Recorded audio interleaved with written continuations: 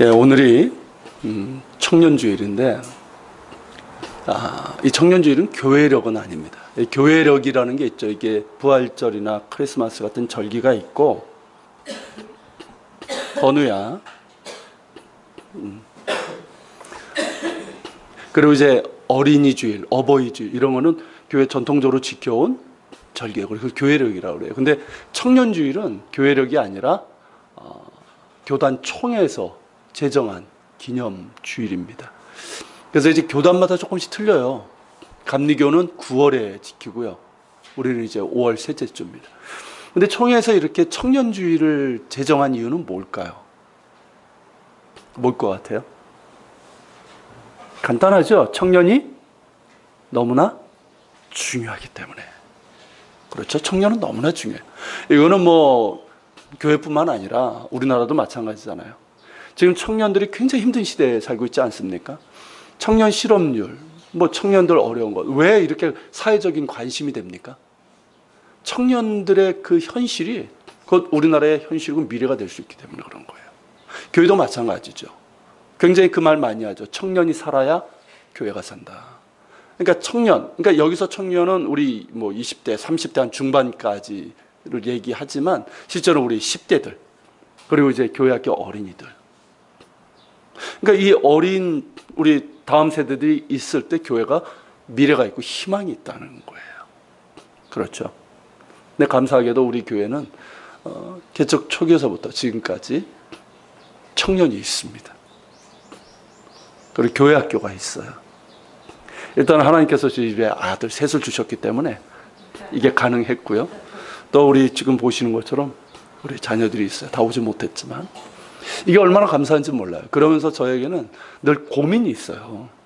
그러니까 우리 중1들이 이제 중심이 되고 있는 우리 중고등부도 어떻게 하면 우리 중고등부가 더 잘 세워지고 좀 하나님을 더 잘 알고 그럴 수 있을까 하는 게 제 고민이고요. 또 우리 청년들 이렇게 몇 명 있지만 볼 때마다 늘 안타깝고 정말 새벽마다 참 간절하게 기도하면서 어떻게 하면 우리 청년들을 바르게 세워줄 수 있을까 그 고민이 늘 있어요. 하나님께서 조금씩 뭔가를 보여주시는 것 같은데 하나님께서 우리 청년들 우리 자녀들에게 큰 은혜를 주셔가지고 이렇게 잘 세워지고 나아가서 부흥할 수 있기를 소망합니다. 그래서 한 내년이나 뭐 후년쯤 빠르면 내년쯤 좀 청년 헌신 예배라는 그런 형식으로 한번 드리면 어떨까 하는 그런 소망도 이게 헛된 꿈이 아닌 줄로 믿습니다.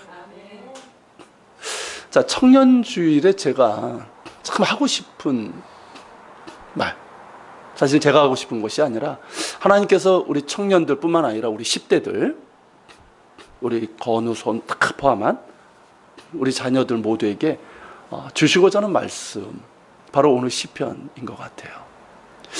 제가 이제 청년들에게 어떤 롤모델이 있잖아요. 롤모델을 얘기할 때 누구를 예를 들냐면 예수님 빼고 롤모델로 얘기할 때 저는 다윗을 얘기를 해요.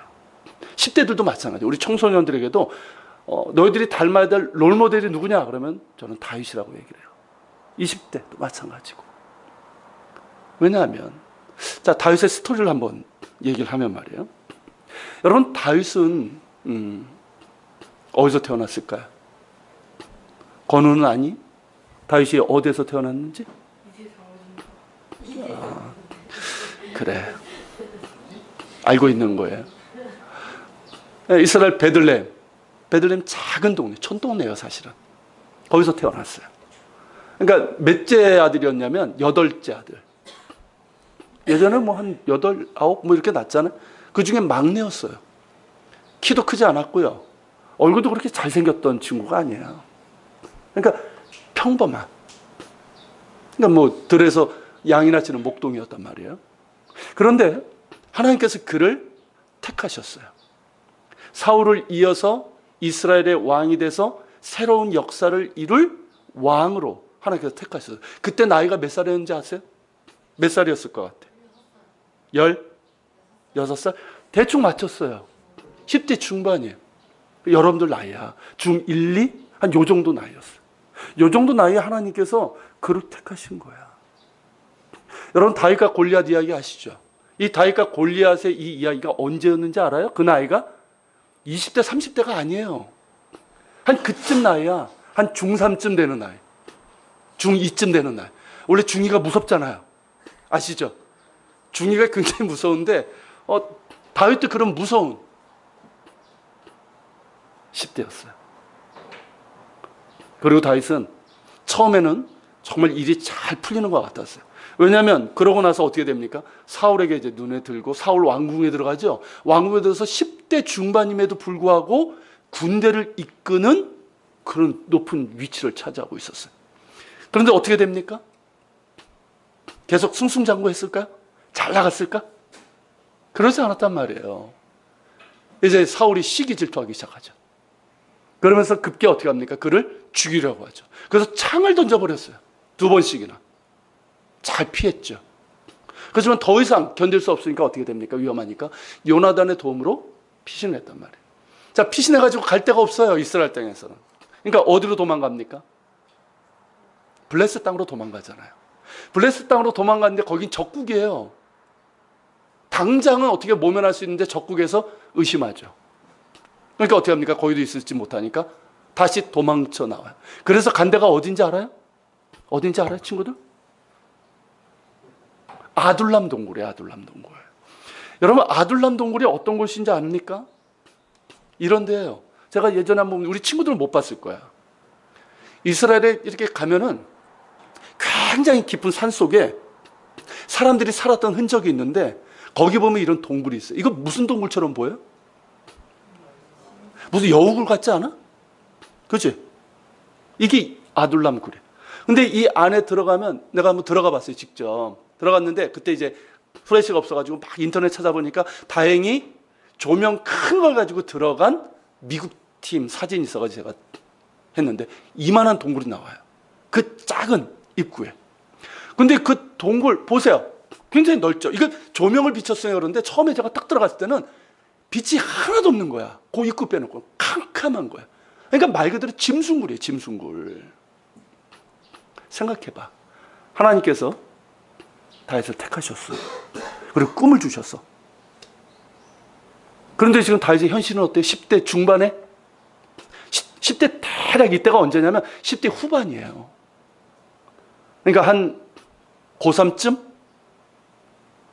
고3에서 한 20살 넘어가는 요때쯤이에요. 자, 이때 다윗은 어땠습니까? 그때 꿈 많은 시대에 짐승굴에 숨은 거예요. 짐승굴에. 그 짐승굴에 숨어서 그는 어땠을까? 만약에 여러분들이면 어땠을 것 같아요? 상상이 안 되죠. 아마 우리 같았으면 분노하고 두려워 떨고 한탄하고 그러면서 절망하는 그런 시간들을 보냈을지도 모르겠어요. 그죠? 요즘 10대들을 보면 그럴 가능성이 좀 많아요. 그런데 다윗은 거기서 엄청난 비전을 선포합니다. 그게 뭡니까, 여러분? 이 다윗이 엄청난 비전을 선포하잖아요. 그게 뭔지 아세요? 내가 새벽을 깨우리로다. 이 말이에요. 한번 따라해 보세요. 내가 새벽을 깨우리로다. 건우도 내가 새벽을 깨우리로다. 그렇지, 이거예요. 이렇게 선포한 거예요. 여러분, 내가 새벽을 깨우리로다, 이게 무슨 뜻입니까? 내가 새벽에 일어나겠다, 이 뜻이 아니에요. 내가 역사의 새벽을 깨우겠다, 이 뜻이에요. 내가 새로운 역사의 새벽을 열겠다, 이 뜻이에요.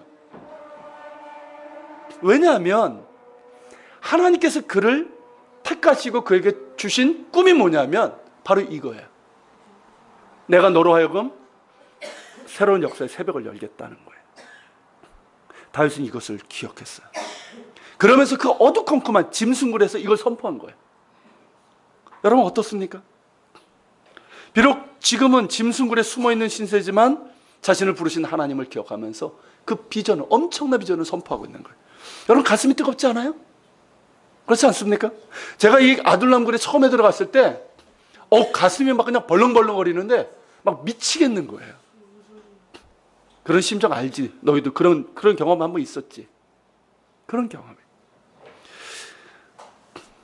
여러분 이게 뭔지 알아요? 우리 친구들 잘 들어봐. 내가 새벽을 깨우리로다. 이건 누구에게 선언하는 걸까요? 누구한테? 세상에 대해서? 아니에요. 자신에 대해서 선언하는 거야. 자기 자신에 대해서 선언하는 거예요. 내가 새벽을 깨우리로다. 이 뜻이 뭐예요? 자꾸만 사람이라는 게 환경의 지배를 받잖아요. 영향을 받잖아요. 그래서 그 아둘람 동굴에 있고 도망자의 신세고 이런 상황에서 의기소침해지고 상황에 막 눌릴 때가 있는데, 그때 다윗이 뭐라고 선포하는지 자기에게 얘기하는 거예요. 다윗, 너는 새벽을 깨울 사람이야. 하나님께서 너를 택하셨고 너에게 그런 뜻을 갖고 있어. 하나님께서 너와 함께 하셔. 하나님께서 함께 하시고 너를 반드시 새벽을 깨우는 사람으로 만들어 주실 거야. 자기에게 선언하고 있는 거야. 이게 왜 중요한지 알아요? 현세, 왜 이게 중요한지 알아? 똑같아요. 여러분들도 막 이게 힘들 때 있지, 막 위축될 때 있지. 그렇잖아. 너희들이 무슨 뭐 동굴에 숨는 건 아니지만 힘들 때가 있잖아. 근데 그때 중요한 건 뭐냐면 선언하는 거야. 스스로에게. 나 스스로에게. 뭐 쉽게 말하면 요즘 그러지 않습니까? 믿음 없는 사람도 할 수 있다, 할 수 있다 이렇게 얘기를 하는데, 우리는 어떤 사람? 믿음의 사람들이잖아요. 하나님 안에서 나는 할 수 있는 거예요. 왜냐하면 하나님께서 나를 택하셨기 때문에, 하나님께서 나를 사랑하시기 때문에, 나의 인생에 대한 계획을 갖고 계시기 때문에 할 수 있는 거예요. 그렇게 여러분 자신에게 선언을 하세요. 힘들 때마다 선언하세요. 우리 어른들도 마찬가지예요. 여러분들도 힘들고 위축될 때마다 선언하시길 바랍니다. 믿음으로 선언하세요. 하나님이 괜찮다 하시는데 내가 위축되어 있는 거예요. 하나님께서는 야, 내가 너를 복되게 하고 너를 귀하게, 너를 보배롭게 할 거야 말씀하시는데 나는 괜히 거기 위축되어 있단 말이에요. 그러지 말고 하나님 바라보면서 믿음으로 선언할 수 있길 바랍니다. 할 수 있는 거야. 행복은 성적순이 아니야. 그지? 물론 열심히 공부해야 되지만 선언하는 거야. 하나님께서 나를 택하신 거야. 그렇죠? 그렇게 선언하면서 나갈 수 있길 바랍니다. 여러분, 환경이라는 게 우리에게 참 많은 영향을 끼치지만 환경이 중요한 게 아니에요. 환경보다 중요한 건 뭡니까? 내가 하나님 안에 있는 거예요. 내가 하나님 안에 있으면 되는 거예요. 하나님의 은혜 가운데 있다, 내가 하나님의 사랑 가운데 있다, 이거 알면 되는 거예요. 그러면 환경 그렇게 중요한 거 아니에요. 근데 이 땅에 지금 20대, 10대들 보십시오. 다 환경을 탓하잖아요. 물론 뭐 흑수저, 뭐 우리나라 사회 뭐 흑수저, 뭐 금수저 얘기 있지만 사실 그게 우리 사회 구조에서는 많은 영향을 끼치지만 어떤 면에서 보면 거기에 묶일 필요 없어요. 그렇죠? 여러분, 우리는 무슨 수저입니까? 여러분들 어떤 수저예요? 다이아몬드 수저? 예수저입니다. 그죠? 예수저. 우리는 흑수저도 아니고요, 금수저, 은수저도 아니고 예수저. 이게 무슨 뜻이 아시죠? 예수저. 된 거예요. 그러면 할렐루야. 그렇게 나가면 되는 거예요. 그런데 여러분, 그렇게 이제 다윗의 10대가 지났어요. 자, 다윗의 20대는 어땠을까요? 자, 10대 그렇게 고생하고 막 쫓겨다니면서 아둘람굴에 있어서, 자, 20대, 자, 이제 20살이 됐어요. 자, 고생 끝, 행복 시작됐을까요? 천만에. 어디로 갔을까요? 이제는 아둘람도 아닌데. 그러니까 이제 광야로 도망갈 수밖에 없는 거예요. 여러분, 광야가 어떤지 알아요?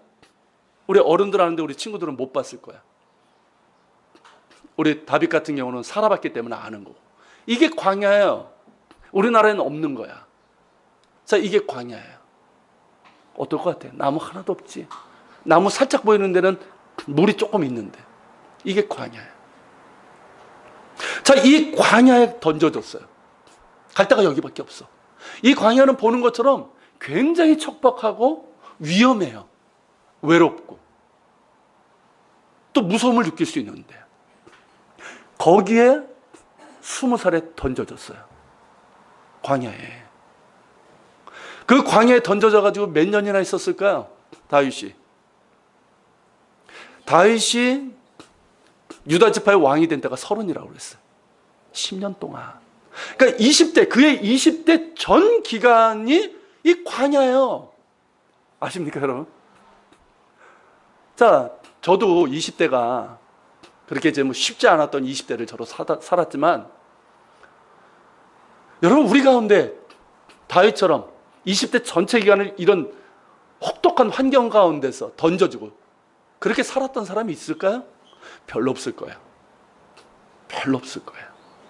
아마 조금이라도 경험하신 분들은 그게 얼마나 힘겨운 그런 건지. 여러분, 젊을 때 20대 어떻습니까? 뭐든지 할 수 있을 것 같잖아요. 혈기 왕성하고 꿈도 있고 뭔가 하고 싶은데 그의 환경은 어때요? 아무것도 할 수 없는 거예요. 아무것도.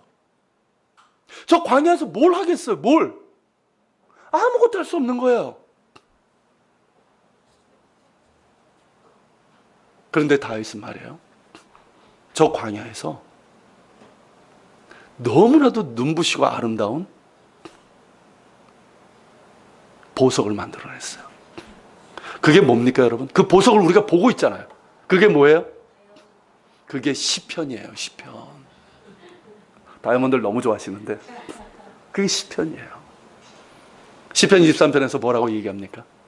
여호와는 나의 목자시니 내게 부족함이 없으리로다. 여러분, 이 광야를 보시고 한번 이 시편 말씀을 한번 생각해 보세요. 여호와는 나의 목자시니 내게 부족함이 없다. 여러분, 이 광야에서 부족함이 없대요. 아무것도 할 수 없어요. 아무것도 없어요. 모든 게 결핍투성이야. 뭐라도 있어야지. 근데 다윗은 뭐라 그래요? 내게 부족함이 없대요. 나는 만족한대요. 포기한 걸까요, 인생을? 아니에요. 왜? 하나님이 나의 목자시기 때문에. 하나님이 저 광야에서도 나와 함께 하시기 때문에. 그 척박한 환경 속에서, 그 위험한 환경 속에서 아무것도 할 수 없고 아무것도 없는 그 상황에서 하나님이 나와 함께 하시는 거예요. 난 혼자인 줄 알았어요. 던져줬을 때. 광야에 던져줬을 때. 근데 아니야. 하나님이 거기에 함께 하셔. 나는 아무것도 할 수 없는 것 같았는데 하나님은 아니야. 내가 너와 함께 하실 것이고 내가 너를 능하게 하실 것이라고 말씀하시는 거예요. 하나님, 어째서 나를 버리셨습니까? 그렇게 부르짖는데 하나님이 아니야. 너 혼자 아니야. 말씀하시는 거예요. 기가 막히지 않습니까? 여러분, 다윗의 인생에서 황금기는 언제인지 아세요? 많은 사람들이 왕이 된 때를 생각해요. 우리는 그렇게 생각하잖아요.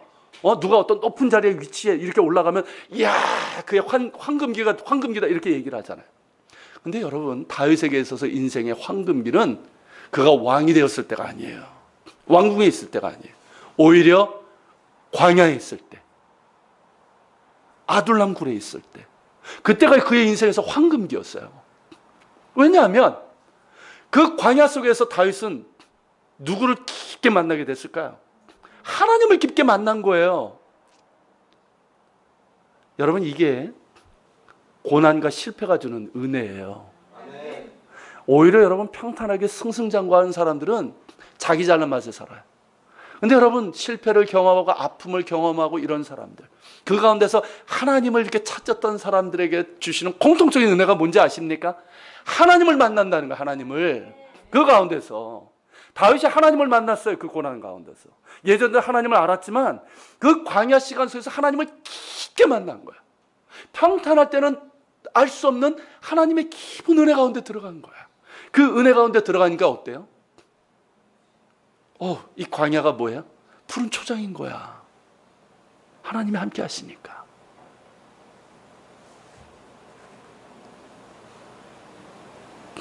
여러분, 이게 다윗의 20대예요. 멋있지 않아요? 멋있지 않냐? 좀 반응 좀 보여봐. 멋있지 않니? 응? 다윗의 10대, 20대야. 나는 우리 10대들, 우리 20대, 우리 뭐 30대도 마찬가지, 우리 모두 마찬가지인데, 이런 다윗의 영성이 우리 가운데 있었으면 좋겠어요. 여러분, 특별히 10대, 20대, 참 힘든 시대에 우리가 살아가고 있지만 중요한 것은 그 속에 하나님이 있느냐 없느냐 하는 거예요. 하나님이 있으면, 하나님의 은혜를 만나면, 하나님의 사랑을 만나면, 예수 그리스도의 십자가를 만나면 그 인생은 황금기가 될 수 있어요. 그런 우리 거두가 되기를 축복합니다. 여러분, 오늘 본문도 역시 다윗의 시예요. 여러분, 이 시편 103편은요 정말 아름다운 시예요. 아십니까? 우리말로 번역해도 아름다운데요, 히브리어 원어를 보면 굉장히 문학적인 기교가 뛰어나가지고 정말 백미라고, 문학적인 백미라고 할 정도 그런 시예요. 그리고 여러분 읽어보면 얼마나 열정적인 힘이 느껴지는지 몰라요. 생동력 있는. 여러분, 이 시에서 그가 찬양하고 있는 게 뭔지 아십니까? 이런 자기 광야에 있었던 10대, 20대 그 시간들, 그 시간 속에서 주셨던 하나님의 은혜를 기억하면서 찬양하고 있는 거예요. 그 은혜를 한마디로 표현한 게 뭔지 아십니까? 5절이죠. 내 청춘을 독수리같이 새롭게 하시는도다. 오늘 설교 제목이기도 한 거예요. 여러분, 근데 이 시가 다윗이 청년 때 쓴 건 아니에요. 좀 더 이제 나이가 들어서 쓴 건데, 다윗은 그렇게 젊었던 시절, 지금까지의 삶을 돌아보면서 내 청춘을 독수리같이 새롭게 하신 은혜를 찬양하고 있는 거예요. 여러분, 그의 청춘을 독수리같이 새롭게 하신 은혜, 그 모든 은혜가 3절, 5절에 다 포함이 되어 있는 거예요. 이렇게 얘기하고 있죠. 같이 있습니다. 그가 내 모든 죄악을 사하시며 내 모든 병을 고치시며 내 생명을 파멸해서 속량하시고 인자와 긍휼로 간을 씌우시며 좋은 것으로 내 소원을 만족하게 하사 내 청춘을 독수리같이 새롭게 하시는도다. 여러분, 이 모든 은혜가 이 내 청춘을 독수리같이 새롭게 하시는도다, 여기에 다 포함되어 있는 거예요. 여러분, 여기 보면 그가 내 2인칭을 쓰고 있잖아요. 실제로 뭡니까? 1인칭이에요. 1인칭. 무슨 얘기인지 아시죠? 1인칭으로 다 바꾸면 되는 거예요. 하나님이 나의 모든 죄악을 사하시며. 여러분, 하나님의 은혜 중에 가장 큰 은혜가 뭡니까? 우리의 죄를 용서해 주신 은혜예요. 할렐루야. 나 같은 죄인 살리신 그 은혜란 말이에요. 그 은혜로 인해서 하나님을 찬양하는 거예요. 이 은혜가 시작이에요. 그리고 내 모든 병을 고치시며. 이런 다윗이 10대, 20대 그렇게 큰 병을 앓았던 것 같지 않은데, 여기서 말하는 병은 뭘까요? 제가 생각할 때 그의 마음의 병이었을 것 같아요. 그렇죠? 여러분, 그런 혹독한 환경 속에서 이렇게 살다 보면 어떻습니까? 마음의 병을 얻어요. 상처를 입게 돼요. 여러분, 사울 처음에는 자기를 사랑했다가 자기를 죽이려고 했어. 10대 때 말이에요. 10대 때 자기는 아버지처럼 따랐는데 그 사람이 자기에게 창을 던졌어요. 어떻게 될까요? 큰 상처를 받아요. 배신의 상처도 받았어요. 근데 여러분, 그의 고백은 뭡니까? 하나님께서 나를 고치시며. 여러분, 10대, 20대 우리 어린 자녀들의 특징이 뭐냐면 생각보다 쉽게 상처를 받는다는 거예요. 왜냐하면 어른이 되면 그래도 이제 좀 이게 나이도 있고 이러면서 경험도 있으면서 전 굳은 살이 백이잖아요. 어떤 의미인지 아시죠? 굳은 살이 있어가지고 어떤 말이나 그런 거에 대해서 이렇게 좀 잘 이렇게 자기를 방어하고 이렇게 대응하는 그걸 알아요. 덜 상처를 받아요. 그런데 여러분, 우리 어린 자녀들 20대는 어떻습니까? 아직 속살 같아요. 이런 연한 살들 있잖아요. 이런 연한 살들 같아가지고 이게 말이나 어떤 행동에 대해서 굉장히 상처를 많이 받아요.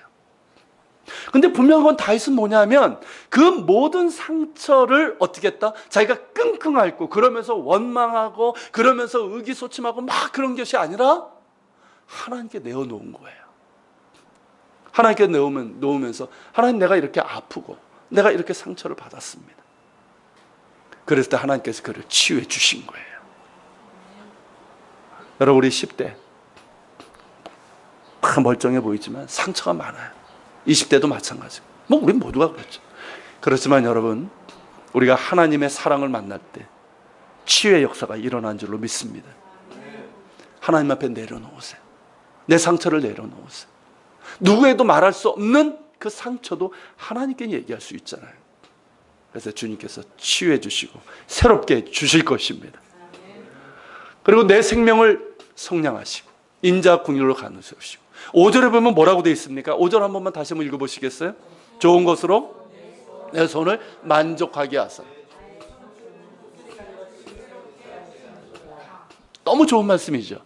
그런데 자, 좋은 것으로 내 소원을 만족하게 하사, 이게 조금 번역이 조금 애매한 번역이에요. 우리 성경에는 내 소원이라고 그랬죠. 근데 여러분, 정확한 번역은 내 소원이 아니에요. 나의 존재예요. 나의 존재. 이게 원어의 정확한 뜻이에요. 그렇다면 어떤 의미입니까? 좋은 것으로 나의 존재를 만족하게 하시는도다, 이 뜻이 되는 거예요. 이게 무슨 의미인지 아십니까? 여러분, 나에 대해서 가장 잘 알고 있는 사람은 누굴까요? 날까? 나도 나를 모르는데, 그죠? 나보다 나를 더 잘 아시는 이가 누구십니까? 하나님이셔요. 하나님께서 나를 지으셨고 나보다 나를 더 잘 알고 계셔요. 내 인생을 알고 계셔요. 내 인생의 선한 계획을 갖고 계셔요. 그분이 좋은 것으로 나의 존재를 만족하게 해주신다는 거예요. 나는 이것만 있으면 행복할 것 같다고 하는 것들이 있어요. 그죠? 이것만 있으면 내가 만족하겠다고, 부족함이 없겠다고 생각하는 것들이 있어요. 그렇죠? 10대 때, 20대 보세요. 연령별로 다 그게 있어요. 그래가지고 그거를 추구하고 그것만 있으면 모든 게 해결될 것 같고 막 행복할 것 같고, 그래가지고 거기에 막 몰입하며 살지 않습니까? 그런데 하나님 보실 때는 어떨까요? 그게 아닐 수 있다는 거예요. 실제로는 어떨까요? 아닌 경우가 더 많아요. 그렇지 않습니까? 제 경험도 그렇고 여러분들도 그럴 거예요. 근데 하나님께서는 정말 나에게 필요한 게 뭔지 아셔요. 할렐루야. 정말 나에게 필요한 게 뭔지, 내 인생이 정말 무엇이 있어야지만 행복한지를 아시는 거예요. 그러니까 하나님께서 좋은 것으로 나의 존재를 만족하게 해주시는 거예요. 다윗은 그것을 경험했던 사람이에요. 그것도 광야에서. 좋은 것으로. 그때 그가 원했던 건 뭘까요? 그 광야에서 빨리 이 생활 끝나는 거 아니에요. 광야에서 벗어나는 거예요. 근데 하나님께서는 그를 10년 동안이나 거기에 있게 하셨어요. 근데 여러분, 하나님께서 그의 존재를 만족하게 하셨어요. 가장 좋은 것으로 채워주셨어요. 하나님으로 채워주시고 하나님의 은혜로 채워주셨어요. 할렐루야. 여러분, 이 사실을 믿을 수 있길 바랍니다. 우리 10대들도 이거 꼭 기억하세요. 우리 친구들, 이 사실을 믿으세요. 하나님이 여러분보다 여러분 자신을 더 잘 알아. 여러분을 향한 좋은 계획을 갖고 계셔요. 하나님께서 여러분들의 인생 그 존재를 만족하게 해주실 거예요. 할렐루야. 여러분, 그리고 오늘의 하이라이트죠. 내 청춘을 독수리같이 새롭게 하신다, 이 말씀하고 있어요. 그런데 여러분, 다윗이 하나님을 이제 찬양하고 있잖아요. 이렇게 나의 청춘을 독수리같이 새롭게 하시는 하나님을 찬양하고 있는데, 여기 한번 1절 같이 한번, 1, 2절 같이 한번 읽겠습니다. 내 영혼아 여호와를 송축하라. 내 속에 있는 것들아 다 그의 거룩하신 이름을 송축하라. 내 영혼이 여호와를 송축하며 그의 모든 은책을 잊지 말지어다. 자, 여기 보세요. 자, 이게 누구에게 명령하고 있는 겁니까? 자신에게 명령하고 있는 거예요. 그죠? 내 영혼아, 내 속에 있는 것들아 다 그의 거룩하신 이름을 송축하라는 거예요. 왜냐하면 하나님께서 주신 은혜를 돌아보니까 그 은혜가 너무 큰 거예요. 특별히 젊었을 때, 그의 청년의 때에 주신 은혜가 너무 크니까 찬양하지 않을 수밖에 없는 거예요. 여러분, 이렇게 하나님을 찬양하고 있는데요, 다윗이 내 청춘을 독수리같이 새롭게 하신 그 은혜를 찬양하고 있는데, 여러분, 이 찬양이 다윗의 청춘을 독수리같이 새롭게 하신 은혜가 되었다는 것도 우리가 기억해야 됩니다.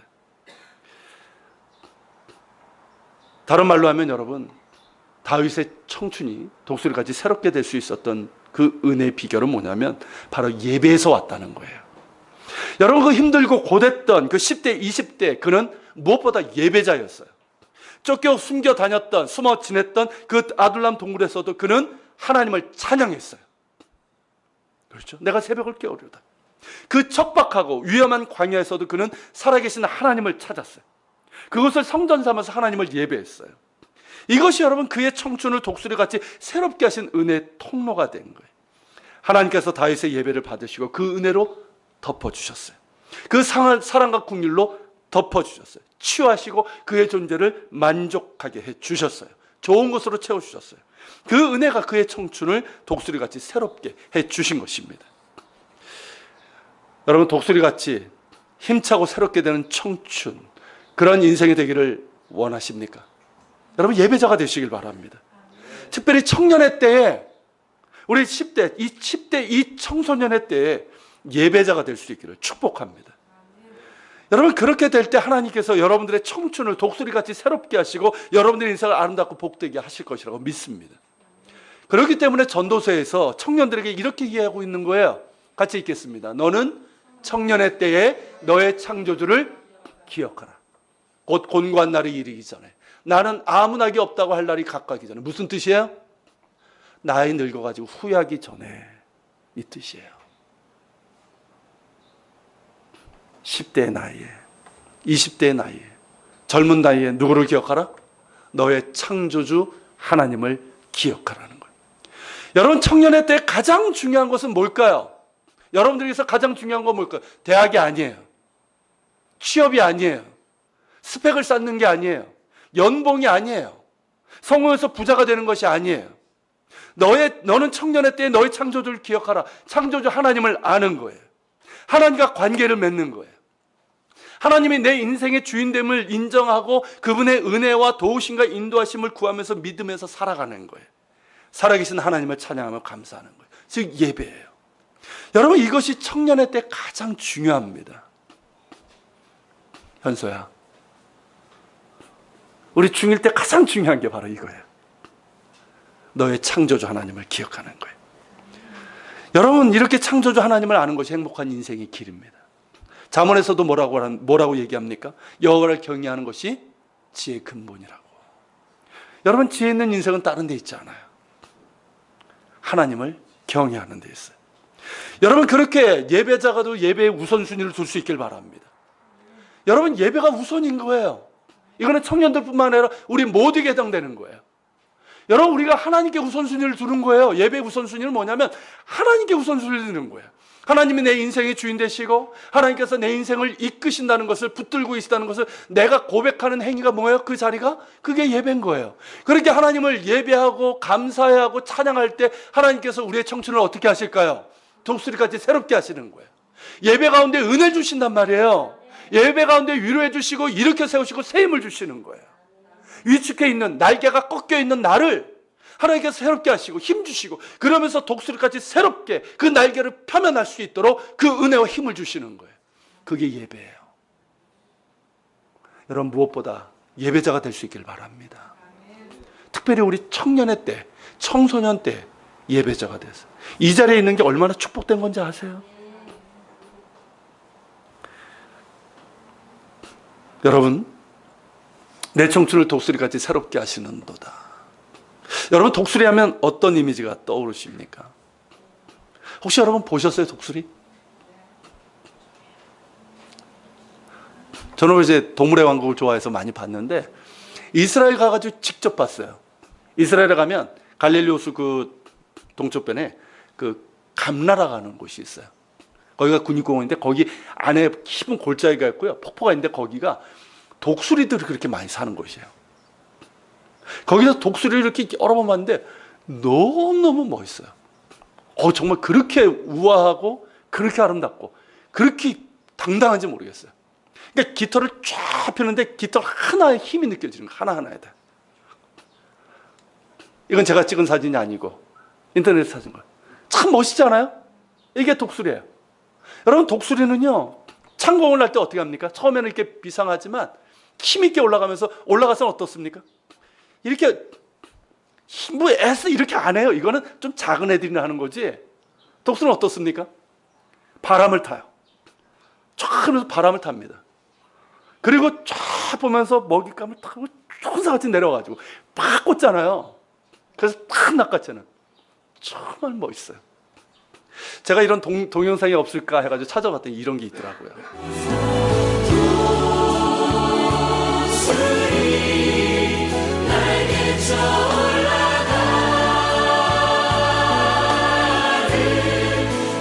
주님과 함께 일어나 걸으니 주의 사랑 안에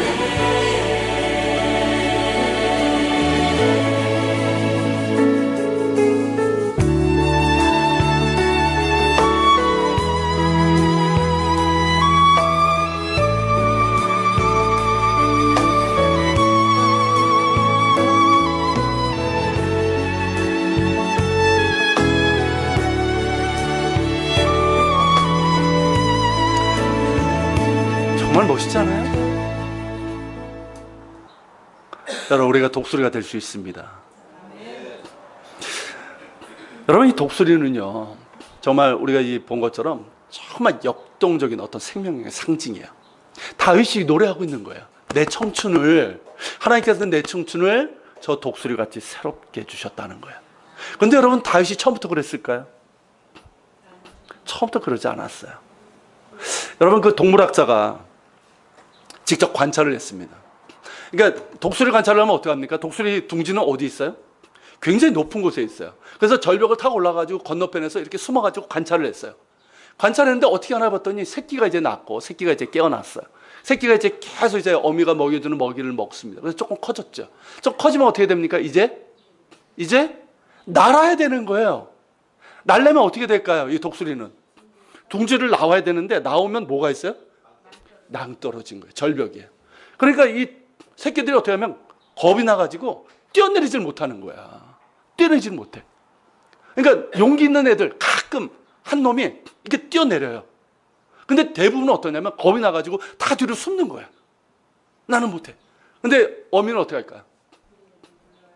기다리다가 어떻게 되냐면 독한 마음을 먹고 먼저 소리부터 질러요. 그래서 정신을 바짝 차리게 한 다음에 어떻게 하냐면 밖으로 밀어내버려요. 그냥 떨쳐버려요. 그러면 어떻게 될까요? 이 새끼는 둥지에서 떨어지는 거예요. 낭떠러지면 꼬꾸라치는 거예요. 그러니까 어떻게 합니까? 살아야 될 거 아니야 지금. 엄마 탓할 거 없어 지금. 살아야 돼. 그러니까 날개를 막 퍼덕이는데 어떻습니까? 조금 올라가다가 힘이 없어요. 그러니까 또 꼬꾸라지는 거예요. 그때 엄마는 어떻게 할까요?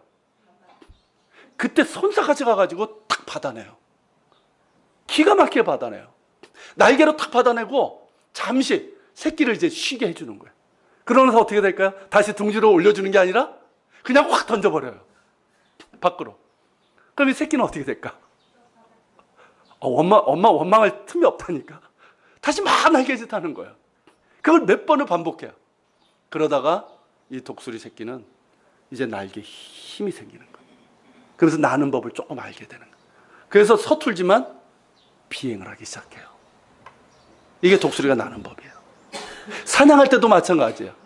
자, 어미가 먹여주다가 이제 날기 시작하면서부터 이제 직접 사냥을 해야 되는데 어미한테 배우는 거예요. 자, 사냥 성공할까요? 못해요. 계속 실패해요. 계속. 근데 그렇게 하다 보면 어떻게 될까요? 진짜 사냥을 하게 돼요.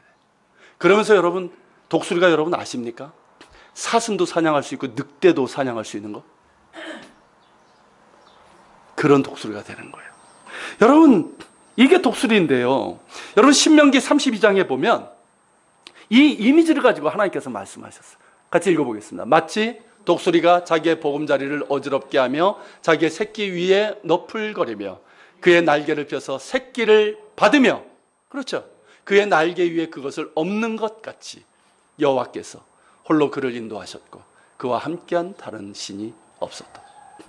여러분, 하나님께서 당신의 백성을 다루시는 방법이에요. 하나님께서는 우리를 구원하셨고 우리를 이제 사랑으로 이렇게 품으시지만 우리가 그냥 한없이 둥지 안에 있는 새끼가 되길 원하지 않으십니다. 그렇기 때문에 때로는 하나님께서 우리를 밀쳐내시는 거예요. 둥지 밖으로 나가야죠. 나가야 돼요. 뛰어내려야 돼요. 뛰어내릴 땐 뛰어내려야 되는데 우린 힘이 없어. 두려움이 있어. 근데 하나님은 밀쳐내시는 거예요. 밀쳐냈을 때 우리는 힘이 없어요. 힘이. 그죠? 뭐 해보려고 하는데 힘이 없어. 그래서 거꾸라뜨릴 때 어떻게 됩니까? 하나님께서 우리를 독수리 어미가 받아주는 것처럼 그 날개로 받아주시는 거예요. 할렐루야. 그러면서 우리에게 힘을 주시는 거예요. 다윗이 그것을 경험한 거예요. 그것을 10대 때 뭘 할 수 있겠어요? 20대 초반에 뭘 할 수 있겠어요? 열정만 있고 꿈만 있지 생각만 많지 뭘 할 수 있겠어요? 상처도 많고 뭐 가진 게 있어요? 배경이 있어요? 근데 하나님께서 어떻게 보면 그의 상황 자체가 뭡니까? 둥지 밖에서 절벽으로 떨어뜨리신 거예요, 하나님께서. 떨어뜨리셨는데 하나님께서 그냥 꼬꾸라져 죽게 만드셨습니까? 아니란 말이에요. 그분의 날개로 받아주셨어요. 그래서 다시 힘주시고, 그리고 조금 이제 괜찮아진다면 또 던져주시고, 그러면서 힘이 나게 하시고, 그래서 정말 독수리처럼 우리가 그 영상으로 본 그렇게 우아하고 멋있고 당당한 그런 독수리가 되게 하신 거예요. 멋있지 않습니까, 여러분? 여러분, 이게 하나님의 은혜예요. 저는 다윗이 이 시를 쓰면서 우리 청년들에게, 또 우리 어른들에게도 똑같죠. 이 말을 하고 싶은 거예요. 실패를 두려워하지 말라는 거예요. 고난을 두려워하지 말라는 거예요. 떨어지는 것을 두려워하지 말라는 거예요. 믿음 안에서 둥지를 벗어나서 날개짓을 하라는 거예요. 하나님께서 힘주시고, 하나님께서 너를 받아주시고, 너의 청수를 독수리같이 새롭게 하실 것이라는 이 말을 우리에게 하고 싶은 거예요. 여러분, 모든 사람들에게 그렇지만 특별히 우리 청년들, 청소년들에게 이 말을 하고 싶은 거예요. 여러분, 날개를 펴고 날아보라는 거예요. 둥지를 떨어서 날고자 하는 용기를 가지라는 거예요. 실패를 두려워하지 말고 도전의식을 가져보라는 거예요. 다윗이 이것을 말하고 있어요. 여러분, 에드먼드 힐러리라는 사람이 있어요. 미국의 그 힐러리 말고요. 에드먼드 힐러리. 이 사람이 누군지 아십니까? 뉴질랜드 사람인데 에베레스트 산 알죠? 세계에서 가장 높은 산. 이 산을 최초로 정복한 사람이에요. 1953년 5월 29일. 근데 이 사람이요, 청년 때 20대에 이 산을 도전했던 거 아십니까? 근데 그때 실패했어요. 그 실패하고 내려왔을 때 이 사람이 했던 말이 이거랍니다. 에베레스트 산, 이게 실패하고 내려오는데 산을 쫙 째려보면서 그랬대요. 에베레스트야, 너는 잘하지 못하지만 나는 잘할 거야. 나는 성장할 거야, 이 뜻이야. 에베레스트 산, 너는 그렇게 높지만 너는 성장하지 못해. 그렇지만 나는 어떻다? 나는 성장할 거야, 이 뜻이에요. 나는 키도 잘할 것이고, 다리에 힘도 붙을 것이고, 또 산을 오를 수 있는 기술도 터득하게 될 것이고, 나는 그렇게 성장할 것이라는 거예요. 그러니까 뭐예요? 너 다음에 보자, 이 뜻이에요. 멋있지 않아요? 여러분, 실패를 두려워하지 말라는 거예요. 여러분, 에디슨 알죠? 에디슨은 어렸을 때부터 동화로도 많이 봤잖아. 여러분, 에디슨이 이 백열전구를 발명했을 때 몇 번의 실패를 했다고 얘기합니까? 버전에 따라 조금씩 틀려요. 근데 대략 한 1000번을 얘기하는 것 같아요. 근데 여러분, 그 1000번의 실패 가운데서 그의 친구가 그랬대잖아요. 야, 1000번 실패했으니까 이제 좀 그만하지. 딴 거 좀 발명하지. 안 되는 거 아니냐. 한 1000번쯤 실패하면 그렇게 되는 거 아니에요? 근데 에디슨이 뭐라고 그랬습니까? 아니야, 나는 1000번 실패한 게 아니야. 나는 1000번 동안 이런 것들은 안 되는구나 하는 걸 발견한 것뿐이야. 포기하지 않았어요. 그러면서 결국 뭘 발명해냈습니까? 백열전구를 발견한 거예요. 그리고 그 1000번의 그 실패라고 생각했던, 다른 사람이 실패라고 생각했던 거기에서 여러분 많은 것들이 나온 거 아십니까? 여러분, 그에게 있어서 사람들이 실패라고 생각하면 실패가 아니라 그에게서는 성공의 하나의 과정이었을 뿐이에요. 여러분, 참 멋있는 인생이에요. 이런 인생. 여러분, 독수리에 비교하면 수없이 아래로 떨어지면 그것이 실패가 아니라 날기 위한 과정이었을 뿐이에요. 여러분, 실패를 두려워하지 말라는 거예요. 도전하라는 거예요. 도전할 수 있다는 것은 실패를 두려워하지 않는 거예요. 실패했다고 끝이 아니에요. 과정일 뿐이에요. 오늘을 인내하면서 자신을 준비할 수 있기를 바랍니다. 여러분, 다윗이 그 얘기를 우리에게 하고 싶은 거예요. 청년들에게, 우리 10대들에게. 여러분, 믿음의 사람은 도전하는 사람입니다. 할렐루야. 여러분, 성경을 보면 다윗뿐만 아니라 또 갈렙이라는 사람이 있어요. 이 사람은 20대에도 도전했고요. 그리고 나이 들어서도 도전을 했어요. 젊었을 때는 언제 도전을 했습니까? 자, 가나안 정탐을 하고 돌아왔어요. 그도 갔었죠. 근데 같이 정탐을 했던 사람들은 뭐라고 얘기합니까? 야, 그 땅이 젖과 꿀이 흐르는 좋은 땅인 거 맞는데 우리는 절대 못해, 이 뜻이었잖아요. 거기에 창대한 그 사람들이 있는데 우리는 그들이 볼 때 뭐와 같다? 메뚜기 같다. 자기를 메뚜기 같이 생각하는 사람이 뭘 할 수 있겠어요? 근데 갈렙이 뭐라고 얘기합니까? 아니라 그들은 우리의 밥이다. 한쪽에서는 우리는 메뚜기야. 근데 갈렙은 뭐라고 얘기합니까? 아니야, 그들이 우리의 밥이야. 이게 무모함일까요? 아니에요. 전제가 있어요. 하나님이 우리와 함께 하시면 그들은 우리의 밥이라. 여러분, 이렇게 두려워하지 않는 도전의식이 있었단 말이에요. 믿음 안에서. 그리고 여러분, 40년이 훨씬 지났어요. 백발이 되었어요. 그 백발의 나이에 갈렙은 어떻게 될까요? 그의 나이가 85세였어요. 그의 나이에 뭐라고 얘기합니까? 그 유명한 말씀 아닙니까? 이거예요. 오늘 내가 85세로 돼. 모세가 나를 보내던 나이가 같이 오늘도 내가 여전히 강건하니 내 힘이 그때나 지금이나 같아서 싸움이나 추리에 감당할 수 있으니 그날에 여호와께서 말씀하신 이 산지를 내게 주소서. 제가 예전에 청년들 지도할 때 청년들하고 맨날 가슴 뜨겁게 불렀던 찬양이에요. 이 산지를 내게 주소서. 여러분, 백발의 나이 때도 갈렙은 어떻습니까? 청춘이었단 말이에요. 청년이었어요. 왜? 하나님을 무한히 신뢰하면서. 그거예요. 하나님을 무한히 신뢰하면서 하나님께 주신 꿈이 있잖아요. 그러면서 두려워하지 않는 거예요. 그러면서 도전하는 거예요. 여러분, 이게 청춘 아닙니까? 비록 나이는 백발이에요. 주름살이 쭉쭉 해요. 예전과 같지 않아요. 근력도. 그렇지만 하나님을 신뢰하면서 하나님께 주신 꿈이 있어. 젊었을 때 주셨던 꿈이 있어. 그 꿈을 가지고 선포하는 거예요. 이 산지를 내게 주소서. 내가 능히 취할 수 있나이다. 여러분, 이것이 특별히 우리 어른들의 믿음의 고백이 될 수 있길 바랍니다. 여러분, 우리 교회 안에도 이런 갈렙과 같은 청춘이 있어요. 청년이. 50을 훌쩍 넘기신 어느 집사님이 피아노를 배우시겠다고 도전을 하셨어요. 금요 기도회 때 반주자가 없어가지고 어떻게 하다가 내가 배우리라, 내가 하리라 학원 등록까지 하셨어요. 청춘입니다. 우리 교회 어느 권사님 한 분밖에 안 계시지만 원래 요리를 잘 하시는데 이분이 요리 학원에 등록하시고 자격증을 따시고 계속해서 하셔. 이게 도전이에요. 여러분, 이게 청춘 아닙니까? 이게 청년이에요. 여러분, 청년은 단순히 나이가 젊다는 것을 의미하는 게 아니에요.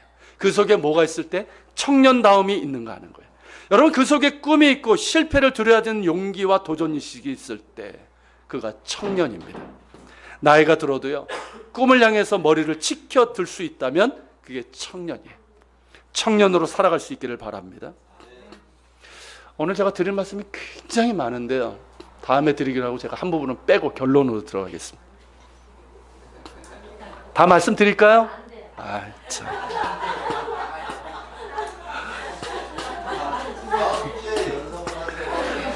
여러분, 다윗이, 결론입니다. 다윗이 내 청년을 독수리같이 새롭게 하시는도다라고 했는데요. 새롭게 하시는도다, 이 용법이요, 문법적으로 보면 이게 재기형, 반복형이에요. 이해가 되십니까? 무슨 뜻인지? 한 번만 하나님께서 새롭게 하신 것이 아니라 어떻게 해요? 계속해서 새롭게 하신다는 거예요. 여러분, 이것을 잘 번역한 게 바로 메시지 성경이에요. 유진 피터슨 목사님 메시지 성경 보면 잘 보세요. 영어로 보면 어떻게 되어 있습니까? He renews, renew라는 표현을 썼어요. 어떤 의미인지 아시죠? 계속해서 반복해서 새롭게 하시는 거예요. He renews your youth. You are always young in His presence. 내 젊음을 새롭게 하시니 언제나 그분 앞에서 청춘이리라. 여러분, 우리말만 한번 읽어보시겠어요? 밑에 있는 거. 내 젊음을 새롭게 하시니 언제나 그분 앞에서 청춘이리라. 여러분, 하나님을 신뢰하며 그 은혜를 사모하는 자는 하나님께서 늘 새롭게 하십니다. 그 마음을 새롭게 하시는 거예요. 넘어지고 연약한 무릎을 일으켜 주시고 위로해 주실 뿐만 아니라 새 힘을 주시고 꿈을 주시고 할 수 있다 하시고 내가 너와 함께 할 것이라고 하십니다. 우리를 새롭게 하십니다. 우리의 청춘을, 우리의 인생을 독수리같이 새롭게 하십니다. 그렇기 때문에 여러분, 하나님 앞에서 우리는 언제나 뭐예요? 언제나 뭐다? 청춘이다.